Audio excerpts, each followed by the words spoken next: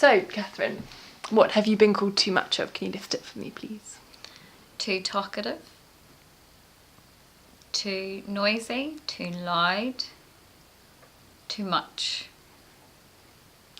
And can you give us anecdotes of these too muches, like when it happened, where it happened, the context, who it was? Okay. So growing up, primary school was when it first started. I was often told I was too talkative and talked too much and didn't pay enough attention and talked too much even though I was supposed to be talking. So talked too loudly, just too often and too much. And then throughout, after that, when my parents then went and spoke to my teacher and told them to stop shushing me, it still continued. I still was shushed throughout my life and told that I was too chatty and too talkative and too loud.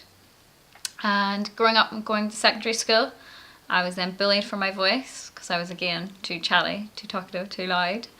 And yeah, it continued on, and thankfully I let time pass and grew confident with my own voice and how much I liked it, and didn't feel like I was too much to continue in a career in audio.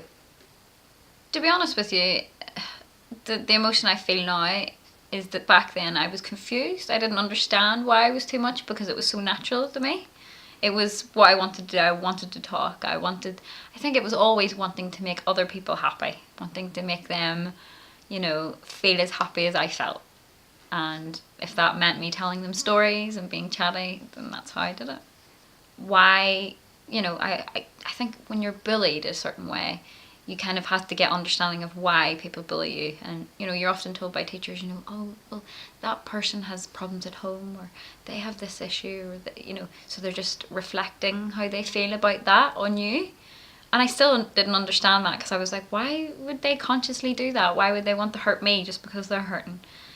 And with time, I just started to understand that was what it was. And it might have not been even as, dramatic as that. It might have been more simple that they just wanted to hit out at something or someone, so I just happened to get it because I was the happy, smiley person and maybe looked like an easy target, I think getting into my career, I jumped into or stepped into those sorts of challenges with men.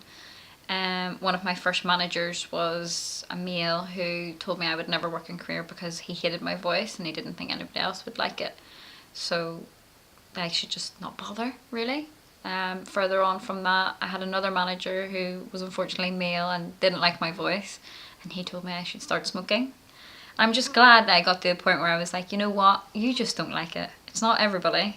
This is where my passion is, and I want to jump out of bed every morning and go and do this. And that's what everybody says. If that's what you want to do, then that's what you're passionate about. I do think it was to do with the fact that I had a female voice and it was high pitched, and that does come across sometimes as a little bit annoying to some people. But the day I grew to love my voice is the day I stopped caring who liked it and who didn't. I hoped everybody did, but the ones that didn't, I didn't care. Well, I was called too talkative, too chatty, too loud, and I now understand why I was like that. As an only child, I talked to myself, wasn't around people all the time. So when I was around people who I love, and I love, my passion is humans and people, whenever I was around them, I was happy and excitable and wanted to chat to them and be around them. And I think, figuring that out was how I figured out my passion in life. And, that is now my power, because that's what I want to go to work and do every day. I want to speak to people, I want to entertain them, I want them to feel happiness the way I feel happiness. So it's, And if you had any advice for any girls at school who were either being bullied or told by teachers to shush or be quiet or not be too loud, and they could see that what would you say to them?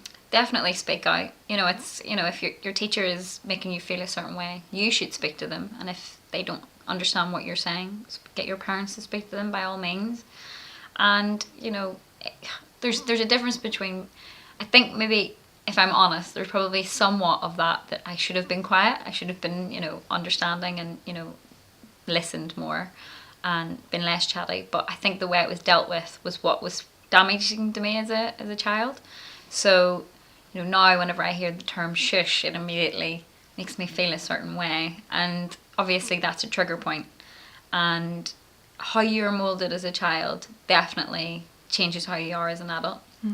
So I would definitely advise them to go and speak to someone about it and just figure out who you are and learn to love you, because not everybody's going to like it, but you should. So I don't know about, are you competitive? Would you call yourself competitive? Yeah. Okay, well, I'm not competitive, whereas I would love to be more competitive. And I think this is whenever I just became a teenager, I was like trying to figure out why I wasn't competitive, and you know, why I didn't care about sports and, you know, that sort of thing. And I was like, well, it's because I'm an only child. It's because I don't have to compete. I don't compete. But now I've got it in, well, so from that stage, I started to figure out how I could become more competitive with myself. So this was the element of becoming the best version of me. And I have this idea that there's like a parallel universe. I'm not big into science or anything like that, but in my mind, I think there's a parallel universe. And every time I have a negative thought, or I think about, oh, I don't want to get out of bed today, I'm feeling lazy, or I don't want to get that piece of work completed, I then think of this other version of Kathryn. I think, she's being lazy bitch, so I'm not going to be her. I'm going to be the best version of me I can be. So there's millions of parallel universes with different versions of me, but I'm the best version. Oh, that's really cool. And I'll aim to be the best version, because that's all you can be. I watched a thing recently, I don't know if it was on Facebook or whatever, it was on TV, but it was these young students who were brought in separately to be interviewed, and they had to like compliment nearly everybody in their class, or say something about every person in their class. And, you know, it was only a handful of students, I think it was like 10 or whatever. And then the pupils went and watched what their classmates had said about them.